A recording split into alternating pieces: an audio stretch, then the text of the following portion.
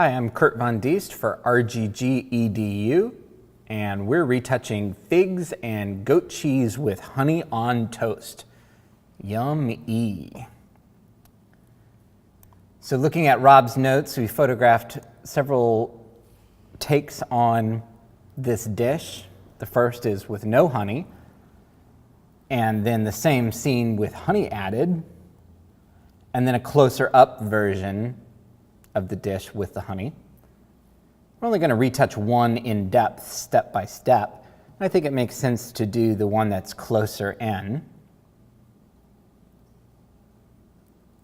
The only real note that Rob has for me is that he's unhappy with the green color of the figs. I guess there's different varieties of figs, and these are green, but he prefers the look of figs that are a deeper, darker purple color. And he has provided me with a reference, a couple of references of what that color should be.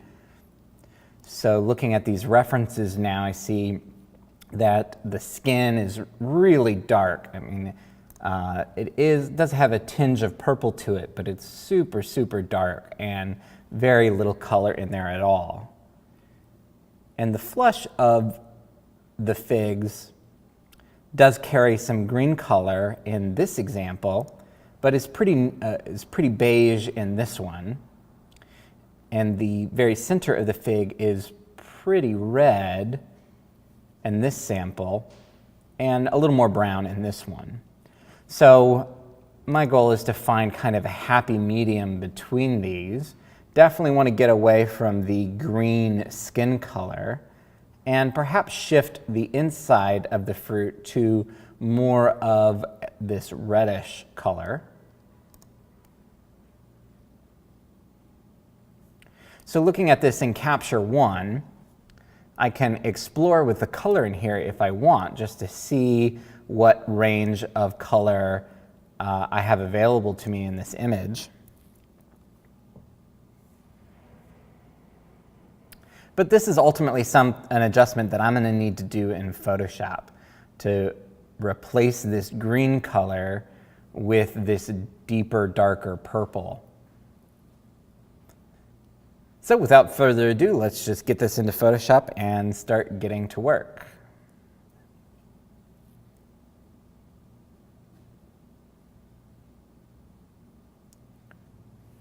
Okay, so we're going to process this and bring it into Photoshop and start our work. So looking at our image, I'm going to skip over any cleanup stuff, kind of save that for last, and just dive right into the nitty-gritty of the big task at hand, which is to completely alter the color and tonality of the skin of this fruit. Now, I did just clarify with Rob of which of these references he likes for the inside of the fruit, and he said he likes this reference overall the best. He likes that there's the green and the brown in here along with the dark purple. So that's nice. That's a help for me because that means I can leave some of this green color inside the flesh and just focus on the outside skin.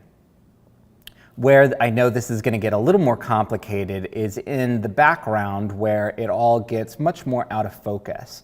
And so that's what's going to require a little finesse. Now, by and large, this is a pretty large move, and it's going to require a few different adjustments and some exploration. But this is definitely going beyond the very light retouching that we were intending to stick to with this tutorial. But this is a good example of sometimes things don't work out despite the best planning. And this is where retouching really becomes an invaluable tool for the photographer to have in their tool bag, because you can't always count on having perfect weather, or you can't always count on the exact right fruit being in season at the time that you need to shoot. Sometimes curveballs are thrown, and usually those can be solved through production and on set in the photography end of things or in the pre-production end of things. But often there's no reasonable solution at that stage of the game, and retouching is the big catch-all for anything else to get fixed. That's why sometimes we talk about retouching being shoot insurance, that when all else fails, hopefully we can fix it in Photoshop. So this falls into that category of we really like purple figs, but the figs this restaurant had were green. Nothing to do about it then. We can't paint the figs. That would look awful. So we're just gonna soldier on and see if we can fix it in Photoshop. So there's two differences that I notice here. One is the color of the fig skin. Here it's green, here it's purple. And the other is the value of it, how light or dark it is. Here it's very light, and here it's very dark. So those are two different attributes that we're going to have to adjust. One being the color itself, and one being the value.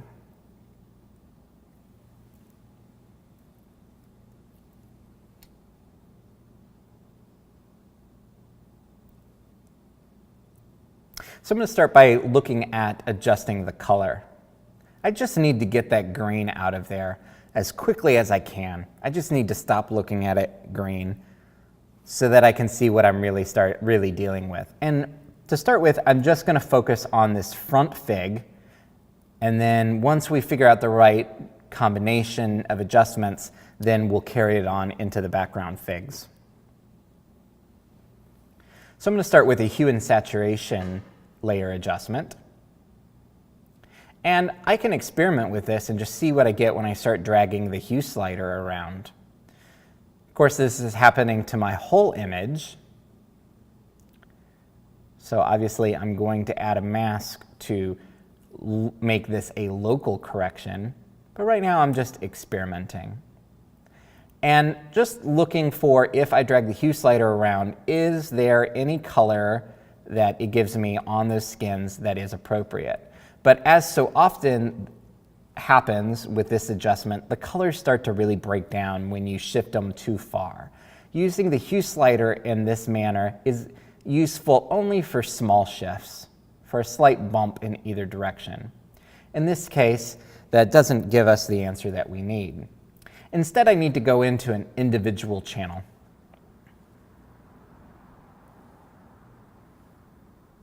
So I might be tempted to look at greens because greens are the color I'm trying to change. But I see if I go into here and I start adjusting the saturation slider, really nothing much is happening. And I know from experience that really what I want to be controlling are the yellows. So I'm going to go into the yellows. And now if I control my saturation, you see I can drop out all of the color out of those lines, or really what I want to do is reduce it. And also I can shift them away from green. I just need to start moving this away from green. So part of this is getting rid of the green, and then part of it is introducing the purple. And then the next step will be to adjust the tonality, the value of it to be the appropriate darkness. And so multiple adjustments are going to need to happen. I'm going to need multiple adjustments that control color, and one or maybe multiple adjustments that control value. And those are going to need to happen to roughly the same places. So I'm going to start by putting this hue and saturation layer in a group.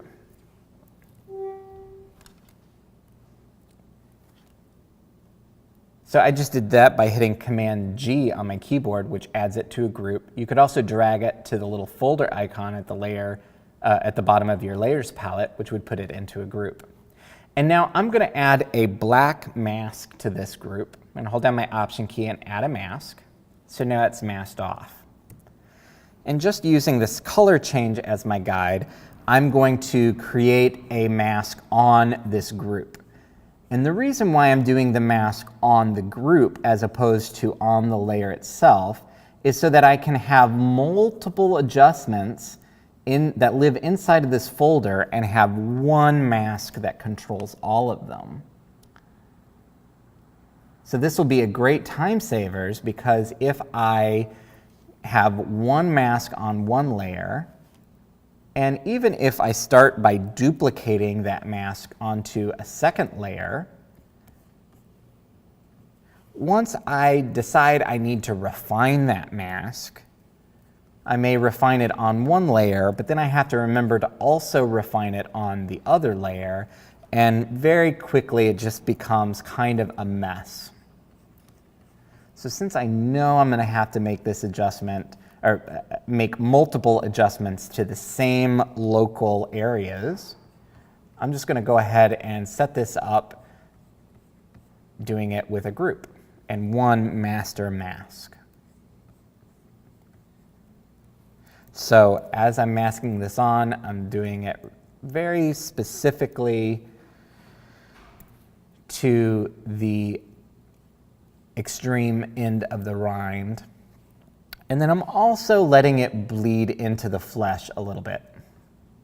Now, Rob said he does like that there's some green to the flesh, but it seems to my eye really abrupt if it's just the dark purple, which will eventually be dark purple, and then it gets really green and then fades from green into the warmth of the interior of the fruit. So I think it's going to make more sense for this to fade into the flesh of the fruit a little bit. But I definitely want it to happen all the way to the extreme ends of the rind, or skin. I guess it's the skin. So I'm trying to just keep this onto this front fig and resist the temptation to go ahead and mask it on everywhere.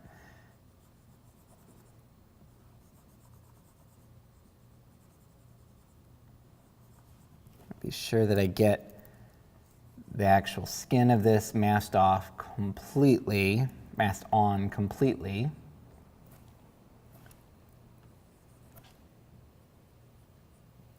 Getting rid of all of the green.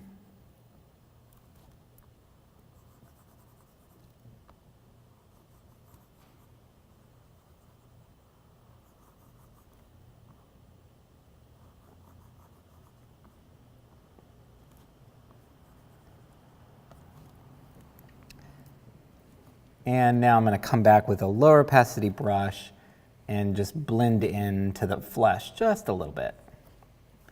Get rid of that green edge there. And some of that back over here as well.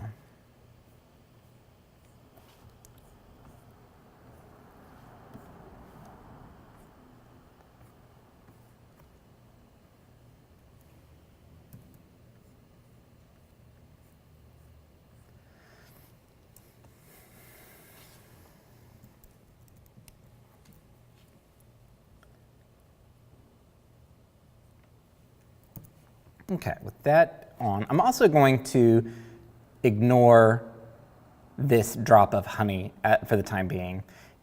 That honey is reflecting, picking up the green color of the skin, and it's changed completely to green. But I want it to look like this amber color of the honey that's on the toast. So as a final step, I'm going to come back and bring this color into that honey drop. So with this masked on, I have my green taken away. And now I want to look at adding in that purple color. So I'm going to look at my reference, remind myself what this color looks like. And I actually previously sampled this in Photoshop. And so I have this color ready for me to pick up, or at least a starting place to do it. And I'm going to load this in as a solid color fill layer. This looks very blue. Solid color fill layer. just fills with a solid color, but it's inside of my group, so it's only filling in based on this mask. I'm going to shift that a little bit more purple on this hue slider. And now I'm going to work with my blending modes to find a blending mode that gets me closer to my desired result. Now, a blending mode changes the way this active layer, the layer you're changing the blending mode, how it blends with the layers beneath it. Normal blending mode, you have a color, and when you paint with that color, sorry, outside of my group, you cover up what's beneath it with that color. When you change the blending mode, it changes those rules. So it blends them based on different algorithms. In the first section, they are all darkening blending modes. Darken starts it. These are all different blending modes that give you some darkening effect. In the next little section are all lightening blending modes. So they are blending it based on a lightening algorithm. Then the overlays do a combination of the two. And these often do really fun and interesting things, and sometimes do things that are just way bizarre. And the bottom section isolates the blending based on an attribute of color. So we can say just the color, just the saturation, just the hue, or just the luminosity, which is the value of it.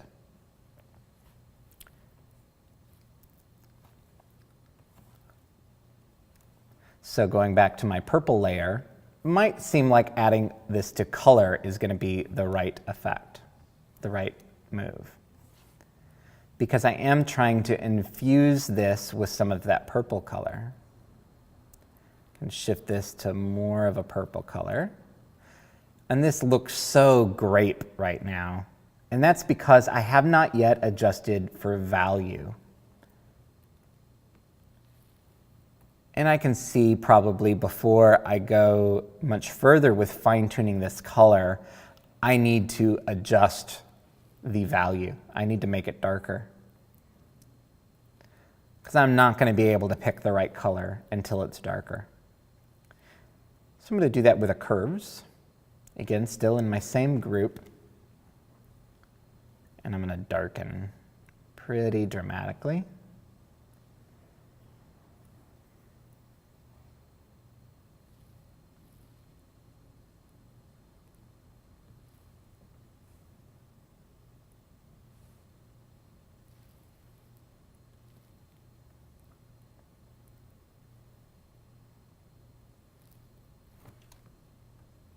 See what that looks like beneath, or if that, sometimes that changes it, sometimes it doesn't. In this case, it doesn't seem to matter one way or the other.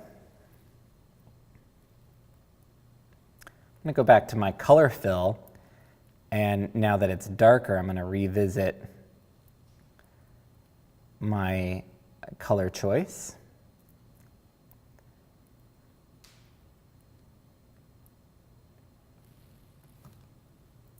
And I can even duplicate this and maybe look at the same color but on a multiply layer. So multiply is going to be darkening. And this will give me a little different darkening effect than my curves layer does. And used in conjunction, I think it's going to help get me to that really dense but just subtly purple place.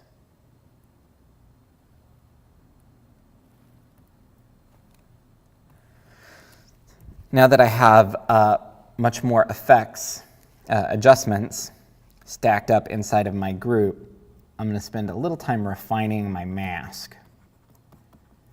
I noticed there were a few places that I missed that were not obvious until I made it a lot darker.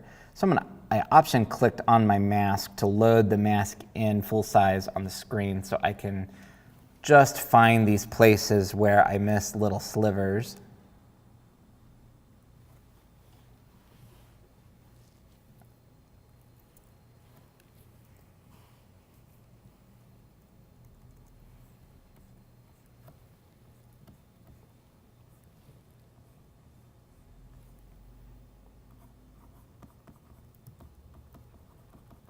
And around the little end of the fruit, I'm going to try to blend that a little bit more.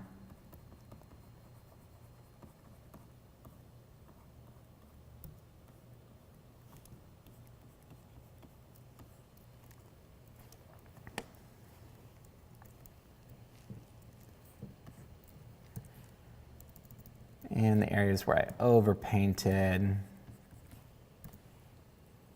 try to back that off. And this might be a good place to work with my smudge tool, which I love using for refining masks. Just gives it a nice fluidity to pushing the edges of masks around in a way that's just a little different than how the brush works. I mean, very different than how the brush works, but it allows me to get it into tight little areas that I just have a hard time getting into with a round brush.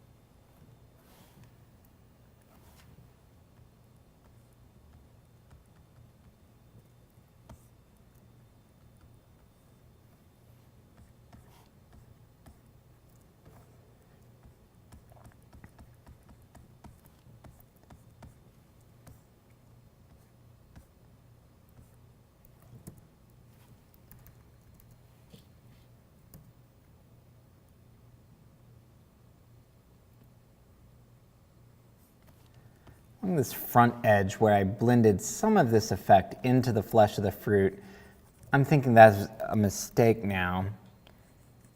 Seems to need more of a defined edge there. Might just need to let some of this flesh be green.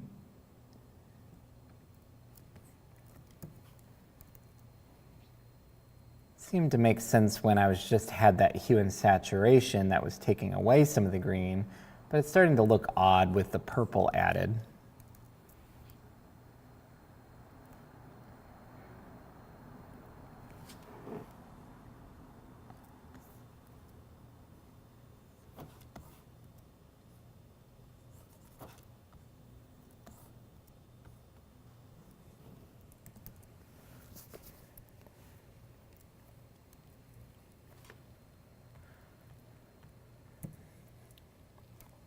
So backing this out, I think that the intensity of my color is still too strong, and so I'm going to reduce the layer opacity on my color fill layer that's adding the purple.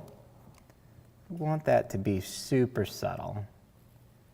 It's really dark. It's almost charcoal with just a hint of a purple tinge.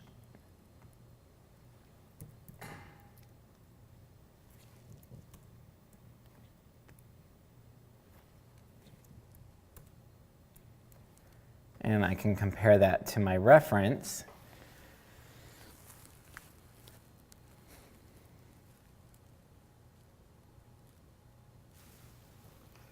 And I think we're starting to get to the right place.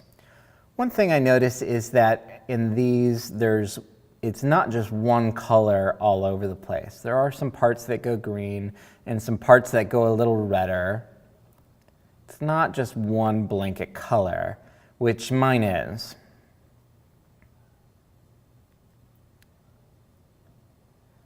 So I may need to look at another adjustment to bring in some of that variance in color.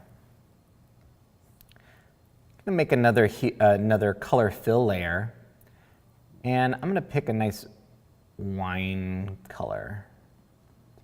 Nice, deep, dark, and rich. And maybe this can be on color, or maybe it should be on one of the overlays. And even though this is inside of my group, I don't want this to happen over the whole group, so I'm going to flip that mask to black.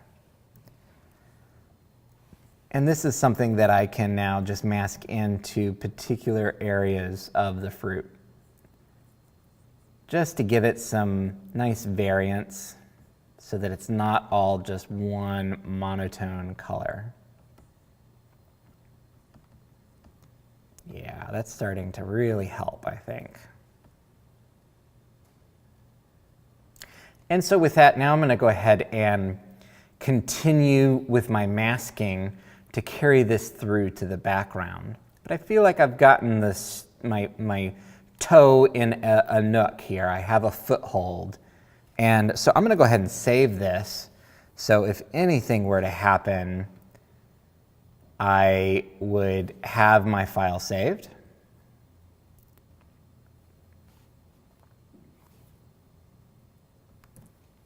It's always a good habit to get into, even though with Creative Cloud 14, or whatever Creative Cloud you're on, it is auto-saving in the background. Photoshop does now have an auto-save, auto-recovery feature, which is nice. And it's saved me a couple of times. But there's also been a couple of times where it did not save me, and I have no idea why. I think it should have saved me, should have helped me out, but it didn't.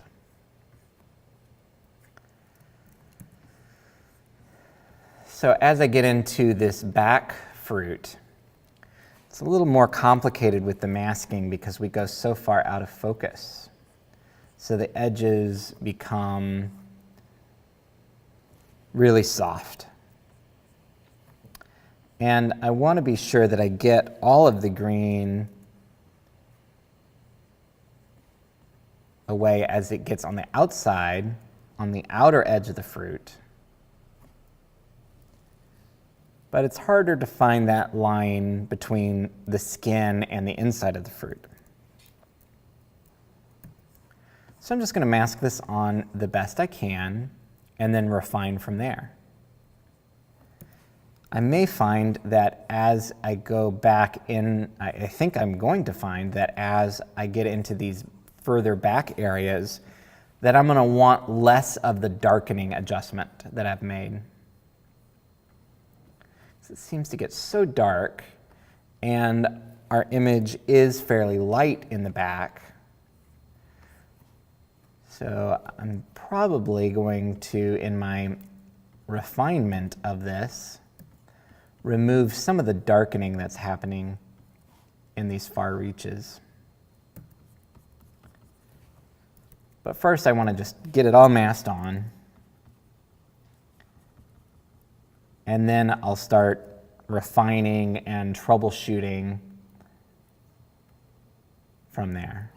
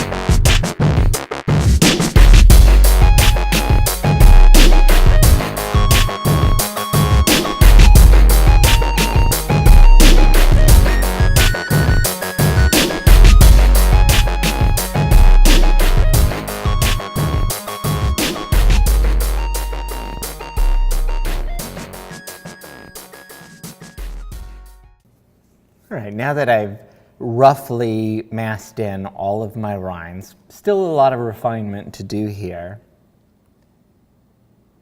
but at least I've got the broad sketch of where these are masked in, and I can start to see it come together a little bit more.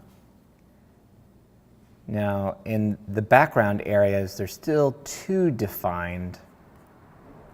They're really, really blurry out there, and the lines I've painted in are much sharper. So that's one thing I'm going to need to refine out. I also think that in the background, it doesn't make sense for them to be as dark because these are lighter than these figs. So I'm going to look at which of my adjustments is really doing the majority of that.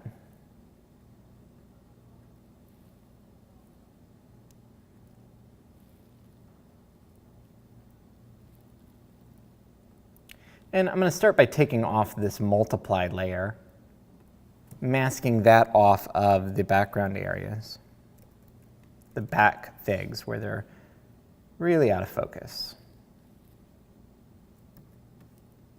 Just to bring those a little lighter.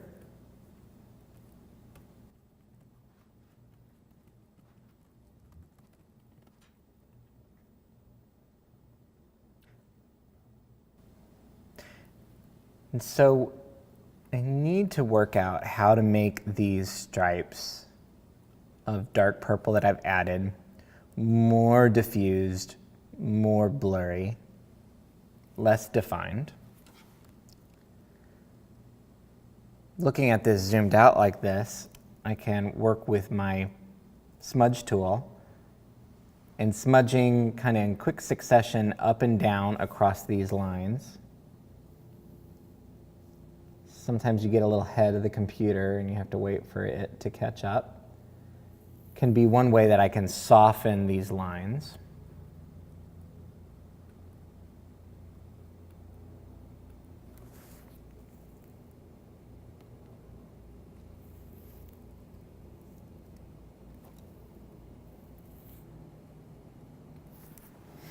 Another way that I'm going to look at is by blurring my mask.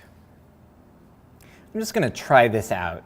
I'm not convinced that this is going to be the right answer, but I definitely don't want to do that to this front fig and maybe some of the sides that aren't looking so wrong. So I'm going to start by selecting the areas that are doing okay, that I don't want to blur, something like that.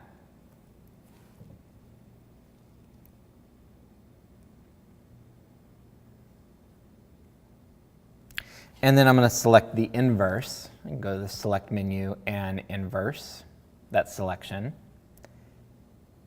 And I'm going to go to the select menu and I'm going to modify and feather. So feather makes my selection into a soft edge instead of a hard edge. I'm just going to do that by like 25, I think. I could hit Q to go into quick mask to see what that looks like. And now I need to feather more. Select modify, feather. I'll do 50. So that's better. So with this selection, just selecting everywhere outside of here, now whatever I do is only going to happen inside this selection, which excludes my center, excludes that area. So I set this up in order to blur my mask. So I need to click on my mask. And I'm going to look at Gaussian blur, just our generic Photoshop blur, which is appropriate for blurring masks. And that's about it.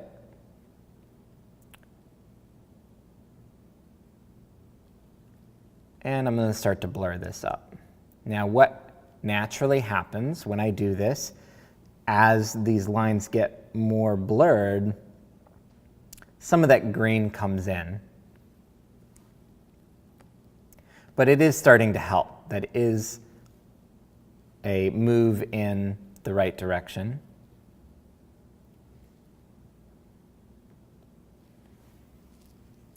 So I'm going to say OK. And now I just need to refine this as it transitions from the out of focus areas into the in focus areas, or the more in focus areas. I just want to kind of manually ease that transition from where I drew that selection line.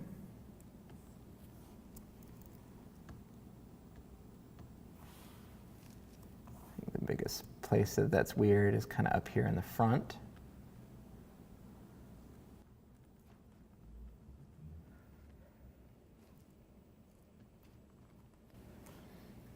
So this is a lot of steps, and we're not done yet.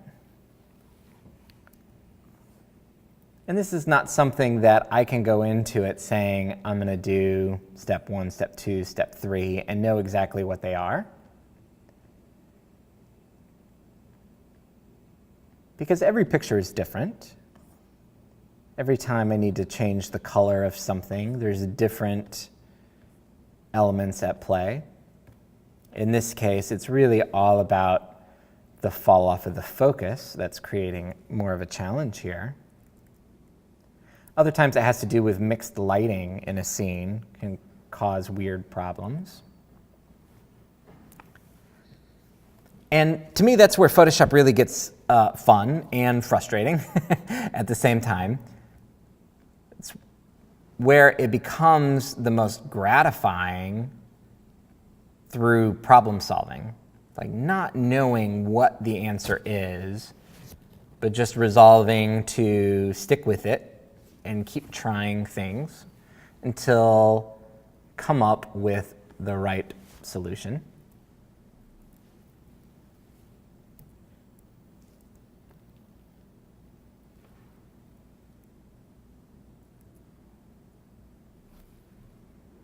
So I can look at before and after. I feel like the back edges are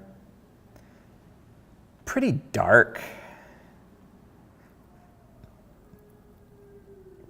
I'm wondering if I just want less of this adjustment entirely in some of those back areas. And I'm not sure about that, and I don't really want to ruin my good mask in order to try this out. So I want to nest this inside of another mask. To do that, I'm going to put my group inside of a group. So I have my group that's doing this color change, and I just added it inside of another group. So I can add another mask to it. So I'm just nesting this in multiple masks. And so now I can just cut this effect down in the back.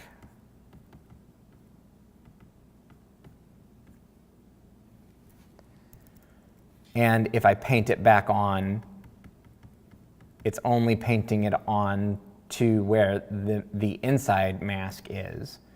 So that's still controlling it. This one is just allowing me to take it off further than that. I can't put it back on more than this first mask allows.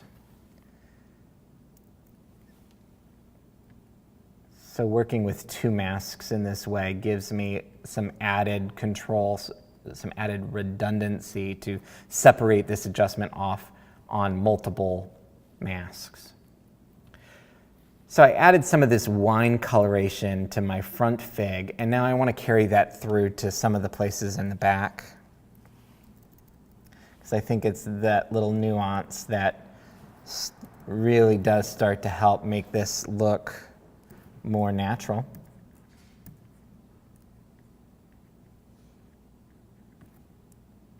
Without it, it really looks like they're just gray, and I don't see any hint of the purple.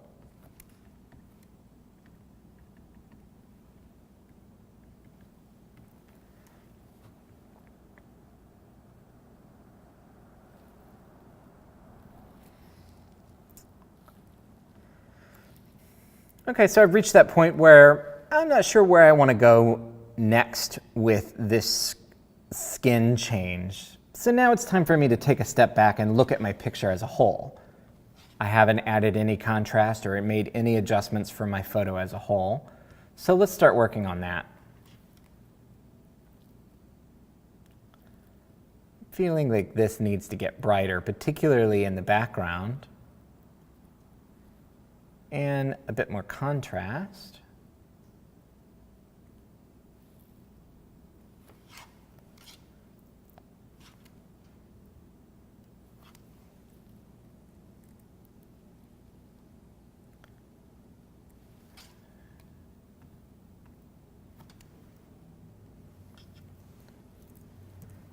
I'm going to flip that to black and mask it in.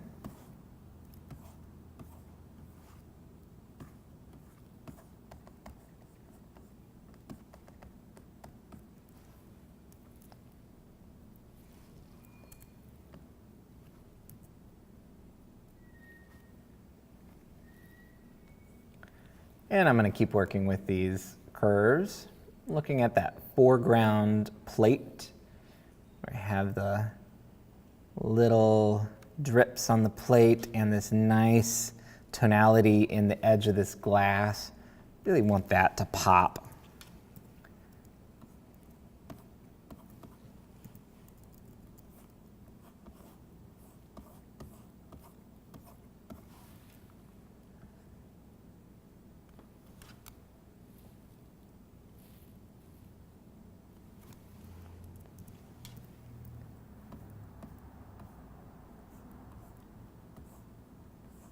I want to see that whole plate kind of fell into shadow in some of those places. But I want to make sure I'm not doing too much to my bread here. It's this one that I'm not liking on the bread.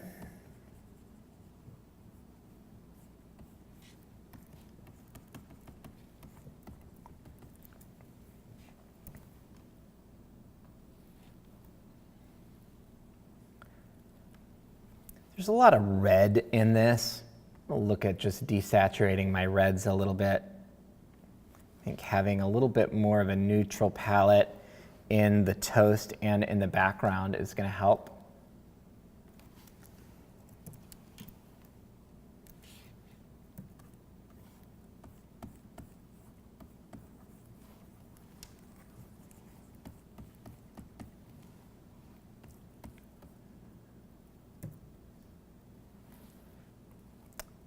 Might look at adding a photo filter just for a slight little bump. With this, I can choose to preserve my luminosity or not. If I don't preserve my luminosity, it really multiplies down the highlights with that warming color ever so slightly. I think that's what I'm looking for in this case. I want there just to be a little tone in these bright areas of the background. And I'm going to mask this off of the goat cheese in the dish. I want that to remain brighter.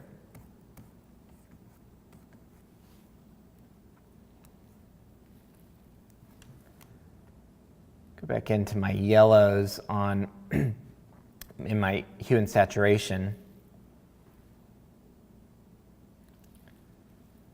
Just going to look at shifting those around a little bit.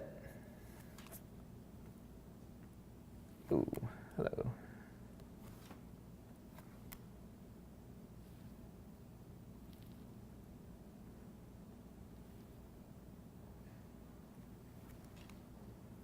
Some of that green is just really still catching my eye.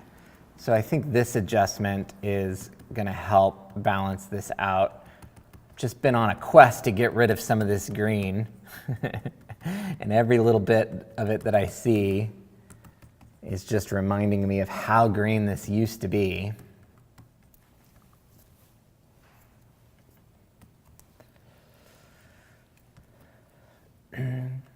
So I mentioned that I would come back and recolor this little droplet of honey, so I'm going to go ahead and do that now. I'm going to make a blank layer and set it to the blending mode of color, and I'm going to name it color so I remember that that layer is set to color and is not a cleanup layer.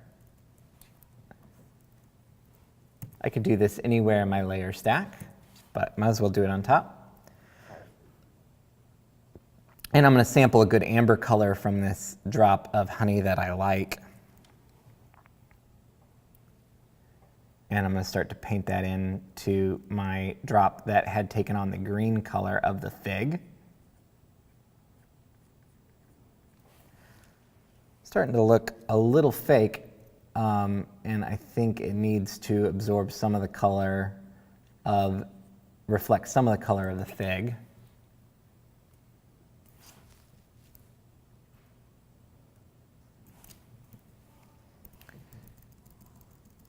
And I can take some of that back out.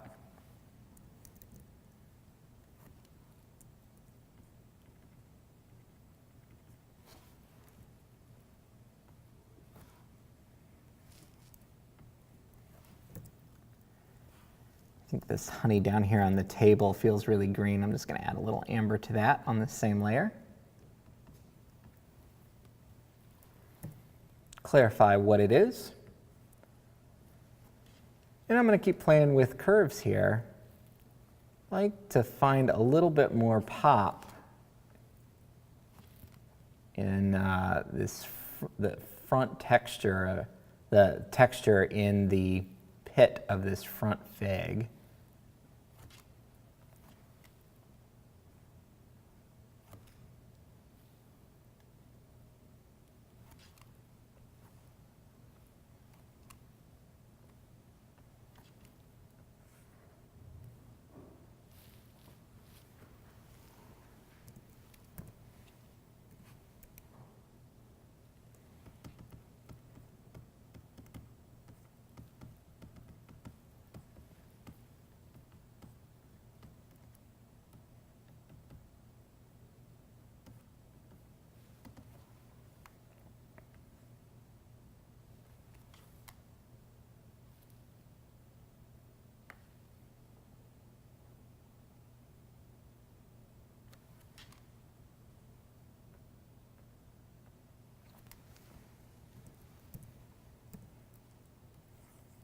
Just playing with some color balance.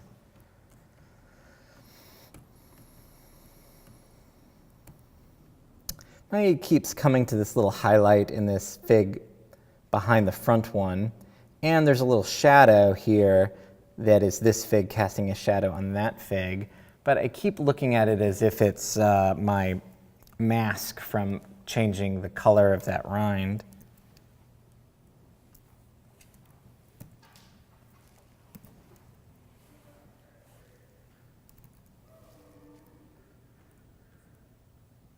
So I'm going to work on toning that down.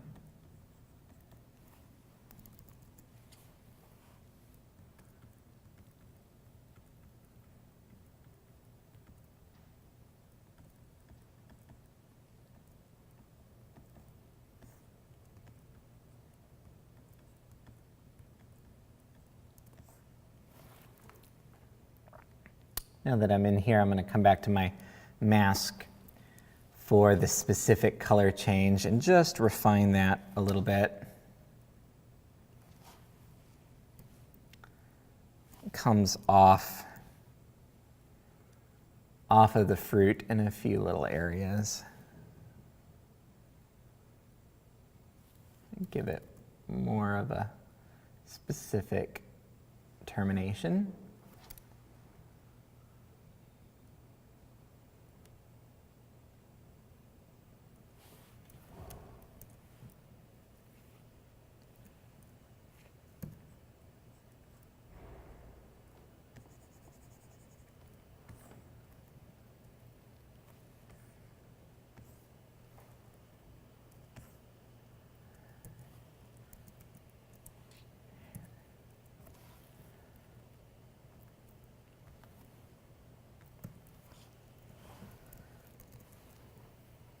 I haven't done much cleanup yet, but I need to do that. No time like the present.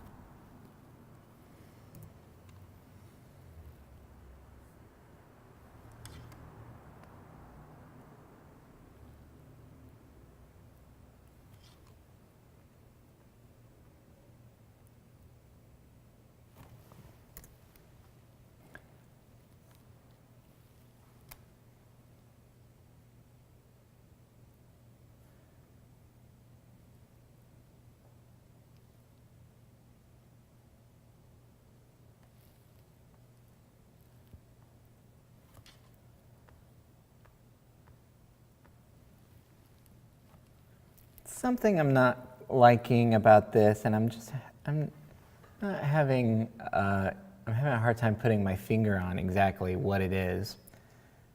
Something to do with the color. So when I get into these situations, I just start experimenting.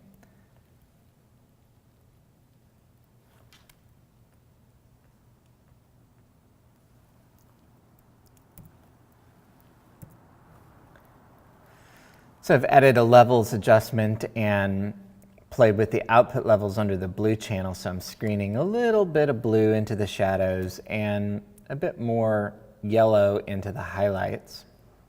Could also look at playing with the red channel and bringing just a little bit of red into that brings cyan into the highlights. Yeah, usually I just like it with the blue channel. Just a little bit, gives it just a little bit more nuanced color. The thing I noticed is I like this color that comes into the back corner in this background, in this corner of the background. Might look at just sampling that color and using it to paint in a very slight vignette onto the other corner. So I'm not vignetting with black here, I'm actually vignetting with a color I sampled from the image.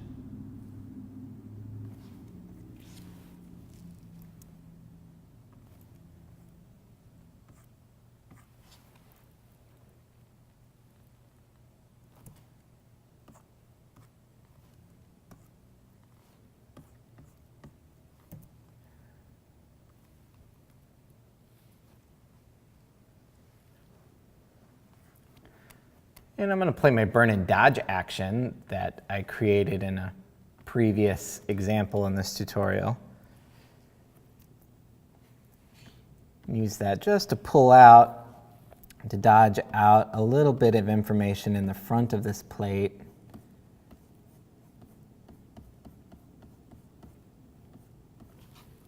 And maybe burn back down this section of the toast that seems to get a little extremely bright. I might just go in and really burn down some of the really dark parts of the flesh of this fig. Something seems a little underwhelming about the texture quality in this fig.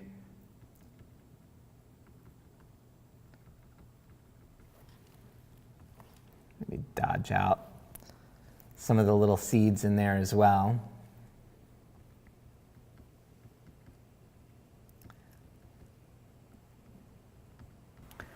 Okay, and I'm happy with where we've gotten to in this image, and I'm going to save it and move on to another picture.